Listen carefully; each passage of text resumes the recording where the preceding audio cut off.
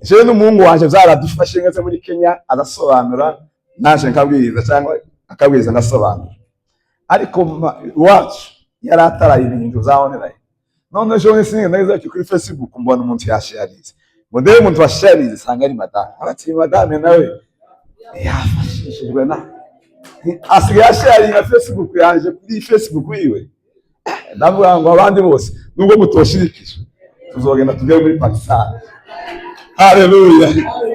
So gose mukuri ibyo byose bivuye kuri David rwose twarabyishimiye kandi umuntu ucya bugufi cyane muri hano Rochester muzosenga kugira ngo Imana izomutuze hano gatazimuka umuka wo kwimuka. Haleluya. Ni iki gikomeye cyane. Haleluya. So ijambo riravuga ngo ku murongo wa 20 rero dusoreza tuhasome, ndaza kwasoma kubera umwanya.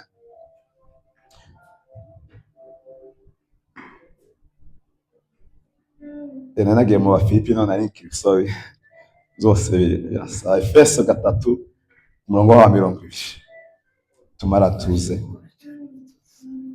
Hava ngo nuko ibasha gukora ibiruta cyane ivyo dusaba. Bwana siwe sana. Ndetse n'ivyo twibwira byose kuko imbaraga zayo ziri zidukoreramo. Hallelujah.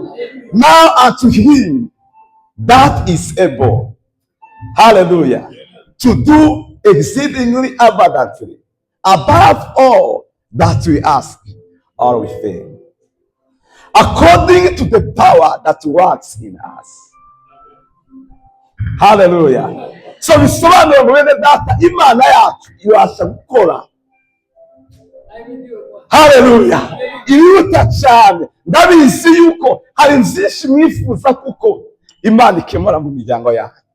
Hari byinshi twifuza kuko Imana ikemura muri iyi si tugituyemo. Bwana siwe sana.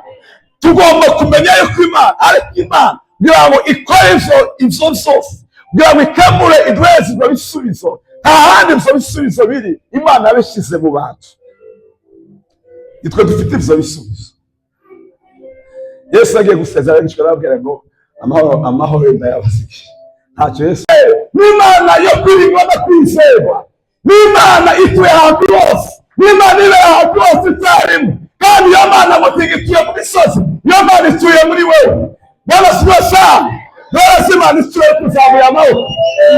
Haleluya. Yasiyowezekana kwa mwanadamu, yote yanawezekana. Niko Yesu yabwiye abigishwa.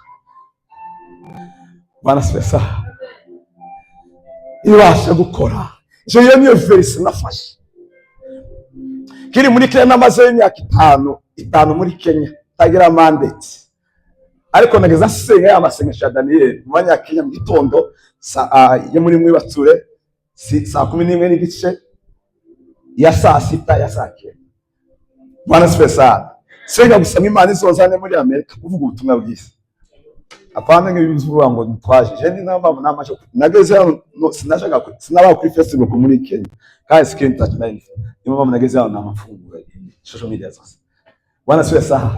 Munangisi umunsi umwe hari nka saa 8 kandi saa 10.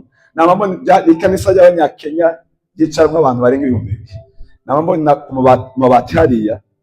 Kandi nk'amasopana benshi bamwe bazabere kwa ngo aruko basinziriye. Niyo mpamvu rimwe na rimwe inzozi muza mutuzibagirwa. Nambona batirivuyeho. Sinzi imbaga umuyaga wari kubise. Kandi ngo tuje gusohoka mu gitondo pasera bangu hari bati ryavuye umuzageze. Mbona indege iraje yama yitura kuri madabaho. Birangize bakimura imiryango ndishira. Kazani kubita asinzire bimeze gute. Mu bucye bampamagara muri yamba. Nje gufata ivyangombwa muri UN.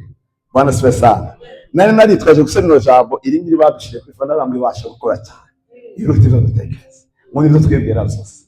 Mu bucye uwo munsi cyumwe kimwe gishize. Bampamagara oyaje gushaka ivyangombwa. Kwishura mande tawaye muri Kenya murabisi. Yagize gora kubona. Ngo nibone uwo munsi nayibonye saa 10 z'amanywa. Wabe saa 10:55. Bampamagara muri UN. Uwo munsi Bwana sesa sinamaze umwaka muri Kenya bitanze hano muri Connecticut naho mituki. Bwana sesa kubera gusa kwizera Imana bageze bambaza bacu mu Bugande he wese ugoje muri Amerika ryari ko ndage udafite cyango nakimwe. Ahimidiwe Bwana maje. Bwana sesa tere haleluya. Ayumbe muze gutamuka mbere ko dusize umugabo umwanya ariko ifu nifuza ko dusengera nawe ashobora kuba yaragifite muri tekerezo byako tubaza gusengera. Ahimidiwe Bwana w'amajeshi. Haleluya, haleluya. Reverend muza musenga kira muri Connecticut iwacu hazahenda cyane ama insurance ndabango se dukweka ama insurance ahenda cyane state ihenda cyane kuma ni state ya constitution ihenda cyane none mukaranganiza ramwe muzi impamvu n'ama insurance n'amamodoka biheze byose navuga ati dukubera amaxida haba yaburiki ni uzarebe niyo mpamvu ni uko za accident rais nani yawe insurance yabayizamu muswe na mama asha na maja mu muhanda muri highway na mapagarika na parika imodoka mu muhanda na ija gusengera muri highway polisi baraje ngo barangiza ro muzageze nawe ngo simwe muri bukirwa mu musanga babamagara twaje mu dukure uyu mwuka wa max takome azaba buri igitondo nageze pasta ka accident tanka bana spesa bari bubanye ngamo no butaha parika ku ruhande umwaka umwe bashize insurance yanje yari kuri 250 ubu nyine siganisha 150 kandi full coverage. Bwana spesa haleluya. Bwana spesa ndawusengera umuka nafashe imodoka yanje nuzuza gazi namasunguruka hati fode yacu yose pani sengera kuko namenye ko uwo mwuka utera tuma ubuzima buhenda nukubera max nawe utere. Haleluya. Bwana spesa haleluya.